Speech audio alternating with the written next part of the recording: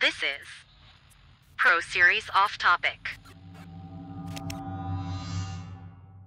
Welcome back to Off Topic. This is episode 43, and today we have a couple topics, and then we'll get to country music, but I definitely want to talk about one of the showroom openings that I went to this week. If you do not follow me on Eric Dillman Designs on social media, go ahead, check that out. I posted a reel of a showroom that I went to. It's called Simply Automated. It's in Leedsdale, Pennsylvania, right outside of Pittsburgh. It's a basically a home technology company that does smart home stuff. So I posted a reel that they have this insane theater room that is, it's better than going to a movie theater. I would love to have that in my house one day. It's just insane. So if you're building a house in the Pittsburgh area or you need technology in your home, definitely go check them out there in Leedsdale, PA, and go check out my reel. It kind of showcased some of the stuff that they have in that showroom, but definitely does not do it justice. It's better in person. But let's get into the main topic. Main topic this week is dodging questions in your profession. I'm going to take it on the interior design route. I think we've talked about it many times, and every interior designer is always dodging that interior designer question, like, what do you actually do? Because most of the time they're thinking that we do decorations, and because that's what they see on TV and stuff, when that's not what we do. Some interior designers take it a little bit further and they'll do it as a finishing touch just for the staging part of like photos or magazines or something. Like they want to put their work in one of those just to make it look more finished, but that's not what we do. That's a completely different profession. It's you could do interior staging or interior decorator. That's something I just do not have the talents for. So thank God that's a different profession, because I could lean on them for finishing out the job. But I kind of put a reel together of this guy basically dodging a bunch of stuff, and I have like dodging, can you help me out picking out a paint color, which paint color is kind of an iffy topic. Interior designers do pick those out because that's something that's architecturally, like, you can't take that away. You have to have it. But I've always hated picking out paint colors. It is a painful thing because paint colors is such a huge thing and can be affected by light in the time of day. So I like to say, I like to pick out the color in the way of like just black or just white, but I hate picking out the specific one to pick out. I let the customer kind of do that because I'm just not good at it. I know a lot of my house is black and white just because it's the easiest to pick, and I knew what it would look like during daylight and at night. So I'm not colorblind. It's just I just hate picking out, because you say you want white walls and there's like 400 different colors of white, and it's like just impossible. It feels like no matter what you pick, you're not going to like it in the end. Or maybe that's just me. But so that's one of them. Curtains, pillows, lamps, and decor are all the topics that this guy's dodging in the reel. I thought it was kind of funny, but that will be out on my social media, and we're going to get into country music this week. On Monday, February 5th, we did lose a country music legend, which was incredibly sad. Toby Keith lost. We lost him on the 5th from cancer. And Toby Keith was an artist that I always say there's like three artists that kind of were part of my childhood, and that was Garth, Toby, and Shania. I feel like every single time they had a new album come out, my parents had it. We listened to it from start to finish, and Toby Keith was a huge part of that. I just remember like just being in the house listening to Toby Keith's album, and I specifically remember dancing and singing to Courtesy of the Red, White, and Blue when it came out. And, I was probably like 6 at that time.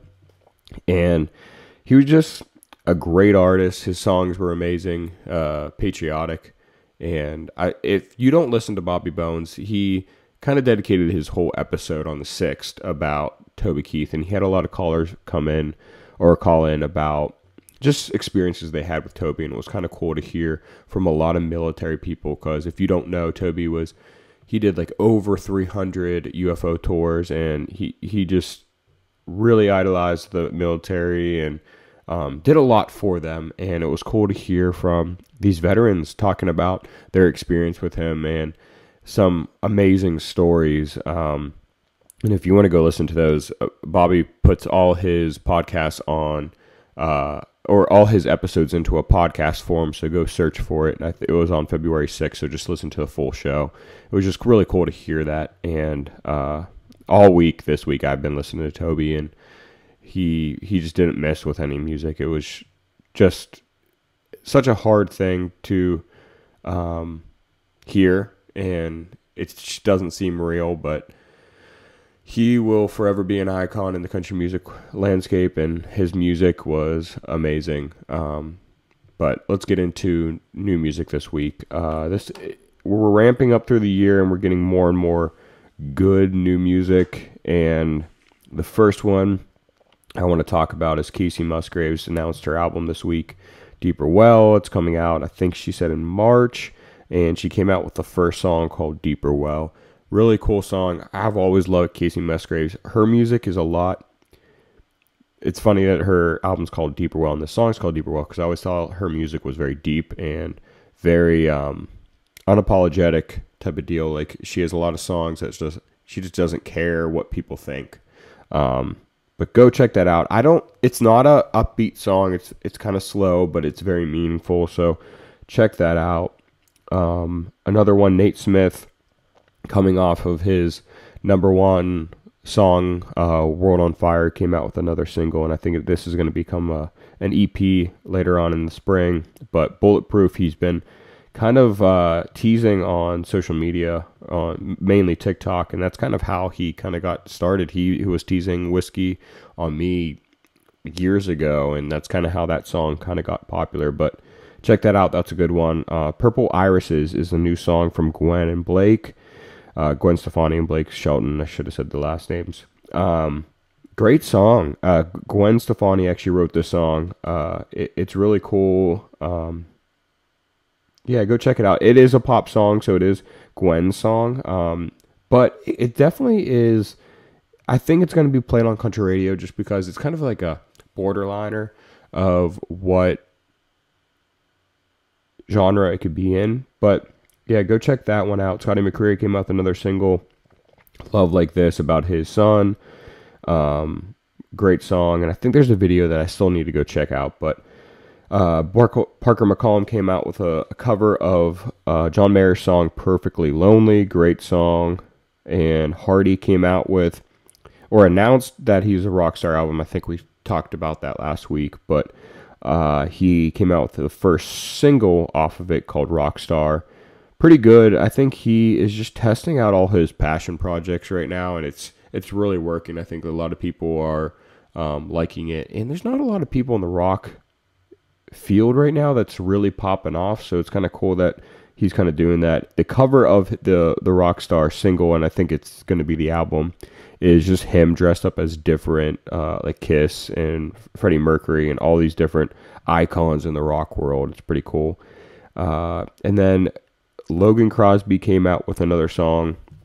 We've talked about him many times on here. He's an artist that I really am liking. He is Jason Aldean's cousin, and this song is called Girl Next Door. He is another person that teases a lot of his music on social media because it's kind of where he's getting a lot of his fan base. He was on that TV show a couple years ago on ABC, but a lot of his fan base is on social media, so it's kind of cool seeing more and more music from him come out, and he has some great songs, so go check him out. But let's get into the media base chart. Number 5 this week is Luke Combs, Where the Wild Things Are.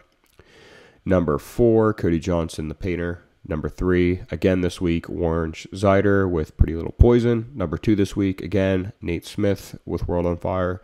And the new number 1 song of the week is Riley Green and Luke Combs with Different Round Here. That's all we have this week. Go check me out on social media at Eric Dillman Designs and on X, Eric Dillman DZN. I hope you enjoyed this episode. I hope you listened to the Pro Series this week with Merrill Hodge. It was such an honor to be able to sit with him and talk with him, not just about the NFL, his football career, but his segue from being a professional athlete to being an entrepreneur and the inspirational speaker. it was such an, I always say this, but it was my favorite episode, but it's like every week I just have a new favorite episode, but it was such an honor to speak with him. He talked to a lot about like Chuck Noll and Lynn Swann, and he just name dropped of all these, so if you're a Pittsburgh fan, or if just a sports fan in general, it was an awesome episode to listen to. So pumped that I was able to release that on my birthday and just be able to sit down and talk with him. Hopefully there's another conversation when his book comes out, but you can watch that on YouTube, or you could go listen to that on wherever you listen to podcasts. But I hope you enjoyed that. Make sure you subscribe, like, and review this podcast on wherever you listen to podcasts. And I hope you have a good rest of your Super Bowl Sunday.